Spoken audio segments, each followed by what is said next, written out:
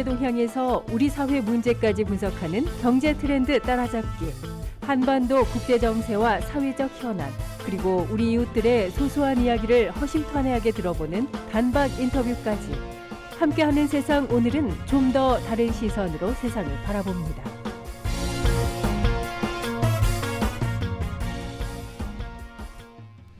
네, 정부에서 의대 정원 확대 카드를 만지작거리고 있습니다. 오늘 이 시간에는 의사 정원 확대와 관련된 갈등, 그리고 공공의료의 현주소 집중적으로 좀 알아보죠. 최유한 시사평론가 연결돼 있습니다. 평론가님 안녕하십니까?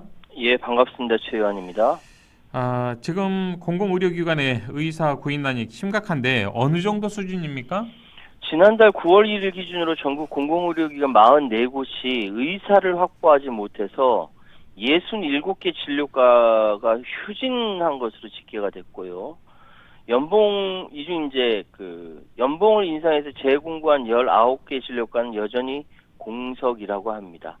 그러니까 13개 기관 13개 진료과는 경영상 이유로 연봉을 인상하지 못한 채 공고를 지속하고 있고, 또 18개 기관 25개 진료과는 재정상의 이유 등으로 채용 공고 한 번 내지 못했어요.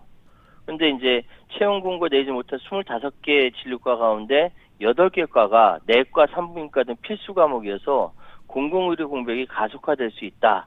이런 지적이 제기되고 있습니다. 자, 지금 이제 공공의료기관에 대해서 이야기를 하고 있는데요. 이 공공병원과 민간병원에는 어떤 좀 구체적인 차이가 있습니까? 그러니까 공공병원이라는 것은 국립대학병원이나 국립중앙의료원, 국립암센터처럼 특수병원이나 지자체나 중앙정부에 소속되어 있는 병원이고, 민간병원은 그야말로 이제 민간 개인이라든지 비영리법인 세운 병원인데 설립자 주체가 차이가 있는 거예요. 문제는 우리나라 공공의료기관은 2019년 기준으로 221개, 그러니까 전체 의료기관의 5.5% 비중입니다. OECD 평균 65.5%거든요. 그러니까 OECD 중 최하위라고 보면 돼요. 그러니까 기술은 세계 최고인데 공공의료에 있어서는 가장 꼴찌다. 이게 공공이든 민간이든 의료 행위 자체가 공공성을 띠고 있음에도 불구하고 이 대한민국 상황은 이렇다라는 걸 알아야 될 것 같습니다. 자, 대통령도 장관도 여야 다 의사 정원 확대에 좀 원칙적으로 찬성하고 있는데 정작 당사자인 의사들 진영에서는 좀 반대 목소리가 나오고 있는 것 같습니다. 문재인 정부 시절에 그 정원 확대 얘기 나왔다가 파업하고 난리가 났었죠.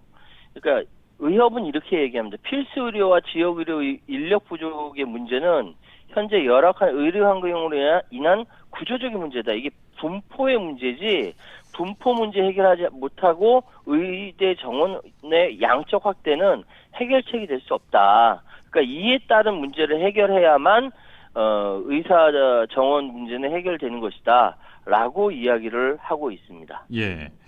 자, 그렇다면 이 정부의 입장은 구체적으로 어떤 입장을 가지고 있습니까?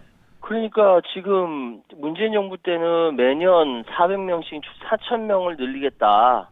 라고 10년 동안 4,000명 늘리기도 발표했었습니다만 지금 전혀 먹히지 않는 상황이에요. 네. 여러 가지 대안을 제시하고 있는데 그럼에도 불구하고 의료계는 정부안 부실하다. 지역 의사 선발전은 사립대 의대 정원 확대를 반대한다. 시민단체는 또 국공립대가 빠졌다고 부정적이고요. 그러다 보니까 현재 목표로 하고 있는 공공의대가 현실적으로 설립돼서 의사를 배출한 한 10년 정도 걸리거든요. 그런데 이게 시간과 돈이 많이 들어가니까 당장 하기가 어렵다. 의료 서비스 질적 하락으로 이어질 것이다. 이러면서 제대로 갈피를 못 잡고 있는 겁니다. 네. 자, 구사의정협의회라는 게 있는데 의대 정원 논의를 이제 함께 추진했던 곳 아니겠습니까? 예. 지난 1월 또 보건복지부와의 의협이 의료 현안 협의체도 또 다시 제기를 했는데 어떤 논의가 진전이 있었을까 모르겠습니다. 그러니까 지금 옛날이나 지금이나 똑같이 논의 틀은 같아요. 여전히 의대 정원 확대 어떻게 할 것이냐, 공공의료 어떻게 할 것이냐가 여전히 문제입니다. 그런데 지금 현재도 문재인 정부나 그 전 정부도 마찬가지고요. 지금 당장 발등에 떨어진 불 끄기 급급해요. 지금 이번에도 1월 달에 발표했던 것은 당장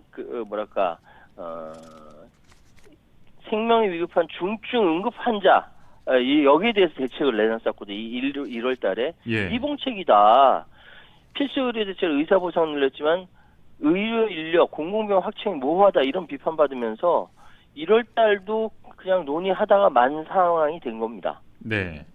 자, 그렇다면 평론가님 끝으로요.